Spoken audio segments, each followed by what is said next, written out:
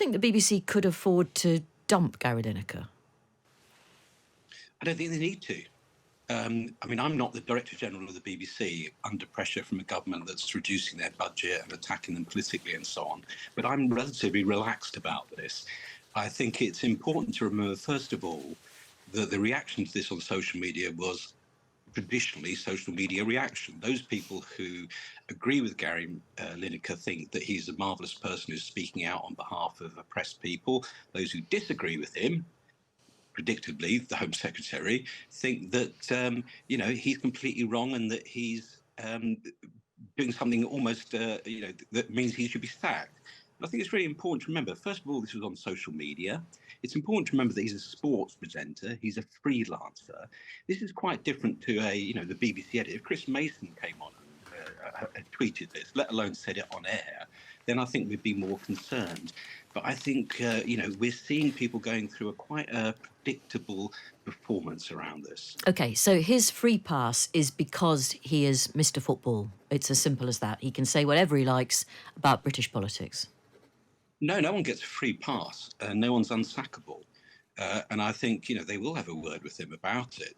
Well, they've had words with him before, Charlie, but it doesn't seem to have changed a great deal.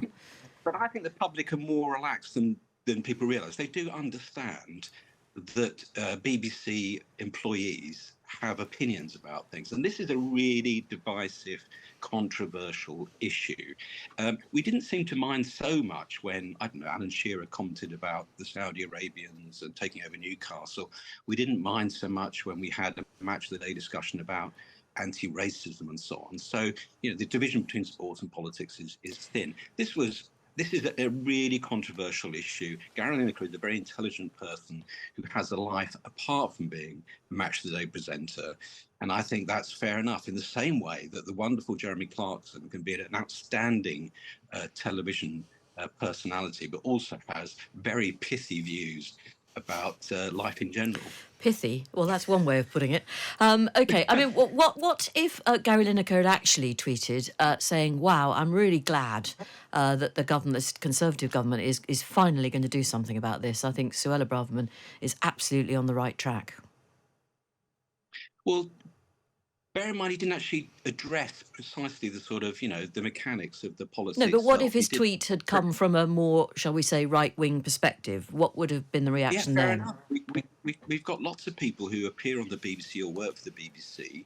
I mean, we've got the two top people in the BBC who are paid up bona fide Conservatives. And I'm completely happy about that.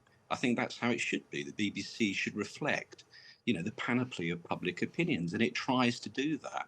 I think it would be quite different if Gary Lineker was, somebody who was charged the next day with interviewing Suella Braverman. We heard this morning Nick Robinson doing I thought, absolutely excellent technical interview with the Home Secretary about this. He addressed the policy, he pushed her very, very well, and we all know that Nick, somebody I should say I worked with in the past, was a Conservative member, he was a Conservative activist. Well, as a student he was, wasn't he? Yeah, indeed. And BBC journalists, you've got strong opinions about things and you voice them at times, but I don't doubt for 1 second that you can give a very robust interview with people that you disagree with or that you agree with. That's the way that journalism works. If you enjoyed that, what should people do? Well, the best thing would be if you could listen to us on Times Radio, Monday to Thursday, 3 till 5, Jane and Fee.